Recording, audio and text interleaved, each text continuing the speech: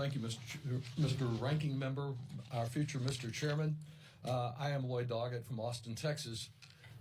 May or may not have Elon Musk as a constituent down there somewhere around our area, but while never elected to anything, he has elected to invade the privacy of every American by accessing confidential information such as bank numbers, social security numbers, and tax information that is so sensitive that improper disclosure of it can lead to 5 years in federal prison.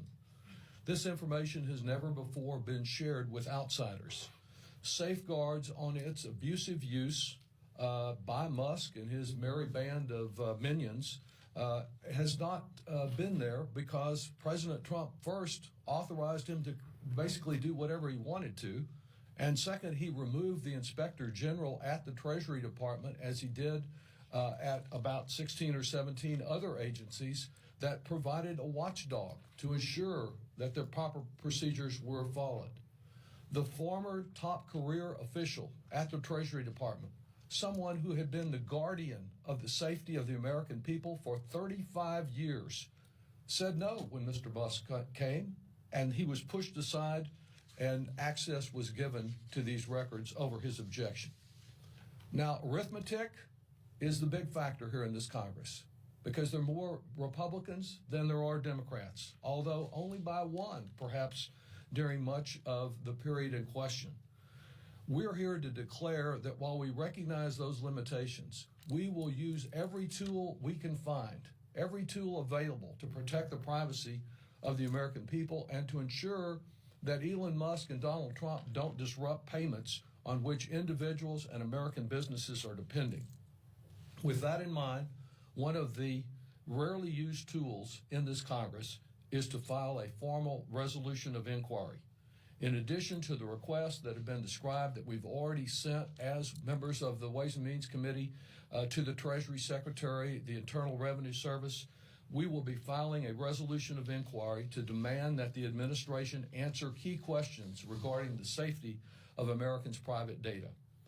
When alarm rose over Musk's access to this information, the Trump administration immediate response was that Musk minions only had access to read whatever they found over there at the Treasury Department, not to change anything.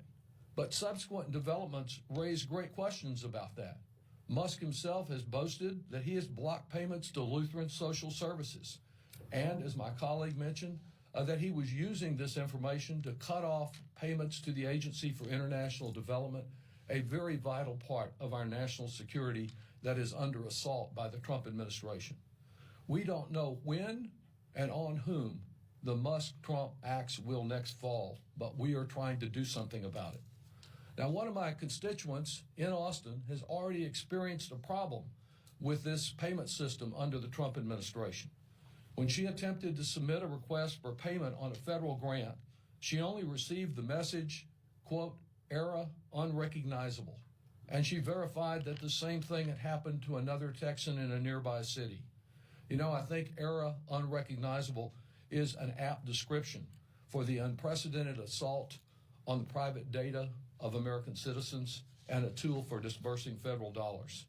Instead of protecting Americans by acting immediately on our petition for inquiry, I'm sure that the Speaker, a Trump minion, an enabler in chief, will no doubt refer it to the full Ways and Means Committee, which is pretty busy right now because they're working overtime to ensure that Musk and his fellow billionaires get more tax breaks.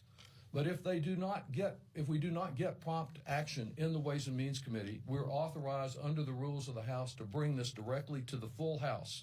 And perhaps at that time, divided by a single vote, Americans can determine whether their member views the importance of protecting privacy and assuring uninterrupted payment of Social Security payments, veterans benefits, tax refunds, and the vital funds on which our families, our American businesses, and our communities depend. That's what we'll be about.